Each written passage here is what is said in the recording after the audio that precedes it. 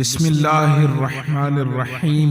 قبولیت دعا کے 13 اوقات حدیث کی روشنی میں۔ سامعین و ناظرین، سنن ترمذی اور سنن نسائی کی روایت ہے، لیلۃ القدر کی رات قبولیت کی رات ہے، یعنی رمضان کی 27ویں رات کو دعا قبول ہوتی ہے۔ جامع ترمذی کی روایت ہے، یوم عرفہ یعنی ذو الحج کی 9ویں تاریخ کو دعا قبول ہوتی ہے۔ المعجم الکبیر للطبرانی کی روایت ہے، رمضان المبارک کا مہینہ قبولیت کا مہینہ ہے۔ صحیح مسلم اور جامع ترمذی کی روایت ہے کہ جمعہ کی رات کو دعا قبول ہوتی ہے۔ سنن نسائی اور صحیح مسلم کی روایت ہے، جمعہ کے دن کو بھی دعا قبول ہوتی ہے۔ سنن دارقطنی کی روایت ہے، رات کا دوسرا نصف قبولیت دعا کا وقت ہے۔ مسند ابو یعلا کی روایت میں ہے، رات کے پہلے 3 حصوں میں دعا قبول ہوتی ہے۔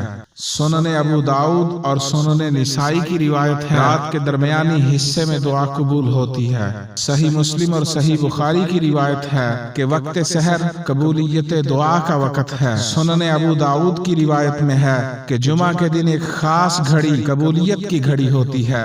سامعین، جمعہ کی اس قبولیت والی گھڑی کے متعلق مختلف آراء ہیں۔ بعض علماء نے کہا کہ اس گھڑی کو عصر تا مغرب کے درمیان تلاش کرے جمعہ کے دن۔ بعض نے کہا امام 2 خطبوں کے درمیان جب بیٹھتا ہے یہ گھڑی تب ہوتی ہے۔ بعض کے اقوال اس سے بالکل مختلف ہیں۔ سامعین، سنن ابو داؤد اور سلسلہ صحیحہ کی روایت ہے کہ بارش کا وقت قبولیت دعا کا وقت ہوتا ہے۔ جامع ترمذی اور سنن ابو داؤد کی روایت ہے کہ اذان اور اقامت نماز کے درمیان کا وقت قبولیت دعا کا وقت ہوتا ہے۔ جامع ترمذی اور البانی کی روایت ہے کہ فرض نمازوں کے بعد جو وقت ہوتا ہے وہ قبولیت دعا کا وقت ہوتا ہے۔